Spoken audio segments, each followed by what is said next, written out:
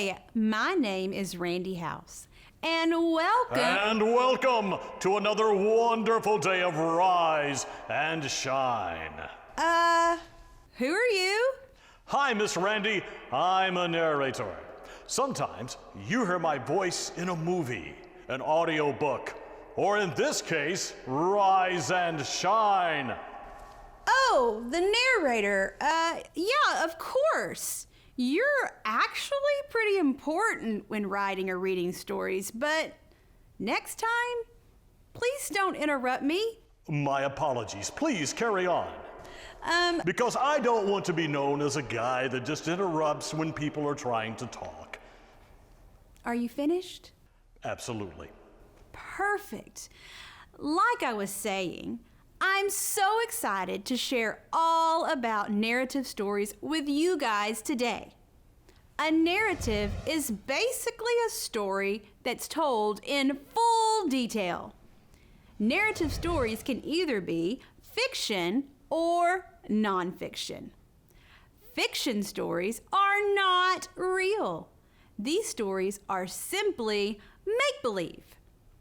In most fiction narratives, the author is using a technique called storytelling, and the author can create characters and settings to fit his or her own story. Fiction stories can be magical with talking dragons and unicorns, or maybe even waffles that come to life. Waffles? Did somebody say waffles? I love waffles. I'm really glad you like waffles. Oh, I'm so sorry. I did that again, didn't I? Yeah, you're Please carry on. kind of really bad about doing that. But like I said, you do have a very important job, so I'll allow it this time. Thank you. Where was I? Oh yes, narratives in fiction. The settings can take place anywhere your mind can think of. Like, you can go to outer space, or even in a forest made up of lollipops with yummy cotton candy clouds floating above. Fiction stories are mostly for entertainment.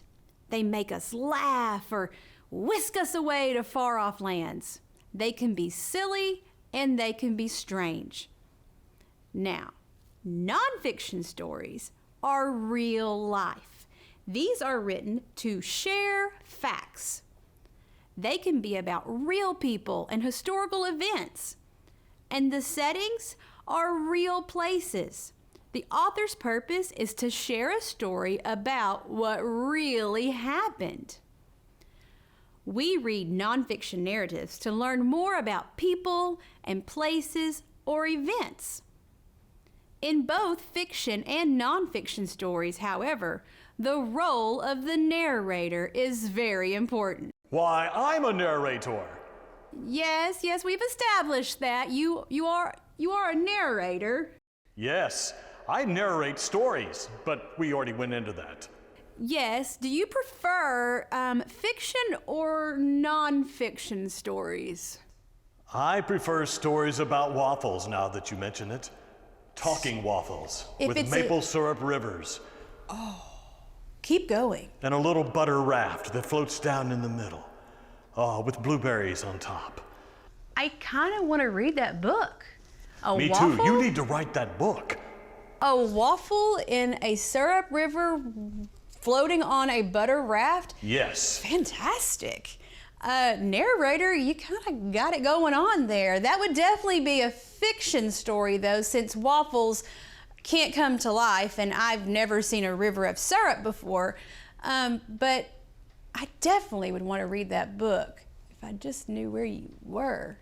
I'm somewhere. Well, that's true.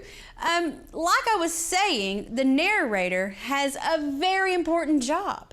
The narrator is actually the storyteller, the one who describes the story. The narrator tells us all about the characters, the setting, and the important events. Like talking waffles. Like talking waffles. Now, next time you're getting ready to write a narrative, I want you to remember that big voice in the sky. That's me.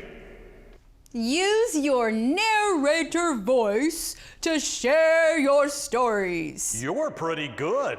You could be a narrator, like me. Coming for your job, narrator. Wherever you are. Well, I hope you learned all about fiction and nonfiction. Thank you, Big Voice in the Sky, for your help today. Thank you, Miss Randi. What a great lesson. And I hope you guys will come back for more learning with me here on Arkansas PBS Rise and Shine.